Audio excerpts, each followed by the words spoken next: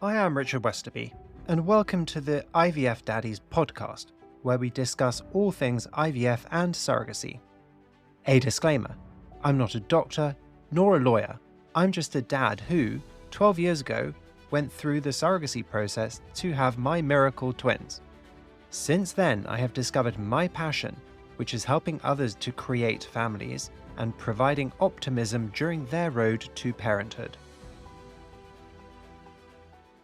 Chapter 3: Success Rates.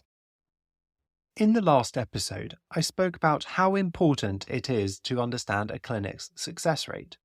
To me, the most logical one on which to gauge a clinic is the live birth rate, as this is the result that we all want, to bring home a baby. And this is why understanding the rates that we are told is so important. IVF clinics generally combine pregnancy rates with their successful transfer rates, when in fact what you need to understand is how important the difference between the two is and why. To make it less complex, the moment an embryo implants into the uterus wall, the cells start to release a hormone into the blood called HCG, human chorionic gonadotropin. Post-embryo transfer, the IVF clinic will do 2 blood tests and a vaginal ultrasound. The first blood test confirms the presence of HCG, indicating a successful transfer, and the second will show the evolution of this hormone level. Then, a key difference. The vaginal ultrasound, or the heartbeat scan, gives a confirmation of pregnancy. Confused? Totally understandable, because I was too. Back when I did this, clinics would implant 2 embryos with the aim of a single baby with a higher likelihood of having twins. Improvements in technology and an increased understanding of the whole process has led to higher results, so most clinics today will only do a single embryo transfer. As a perfect example, I am a father of twins.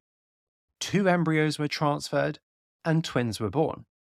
So this is the equivalent of a 100% successful embryo transfer, pregnancy, and live birth rate.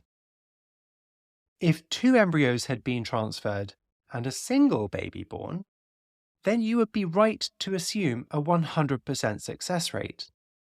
But you now know that this is a 100% successful transfer rate with a 50% live birth rate. Very different things. So, instead of, like me, just relying on CNN to choose your clinic, you can see why success rates are important. IVF clinics have a very similar methodology around embryo creation, but their results can differ drastically. So how can you check the data? First, every US clinic must report their success rates to either SART, the Society for Assisted Reproductive Technology, or to the CDC, the Center for Disease Control and Prevention, which allows you to compare against the national average and against other IVF clinics. Second, ask the clinic for their published success rates.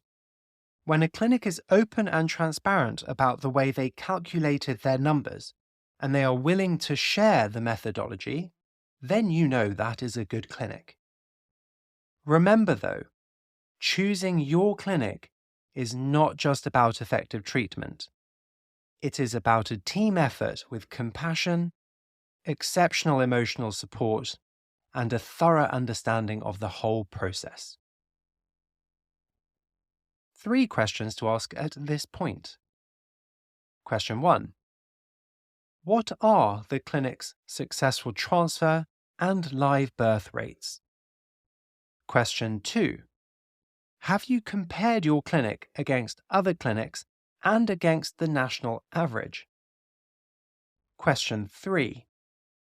Is your clinic open about how they calculated their results?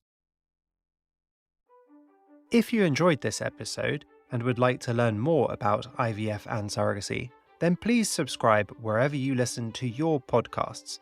Also, please share and follow our social media handle at IVF Daddies. We are here to answer any questions and to guide you through this very personal process.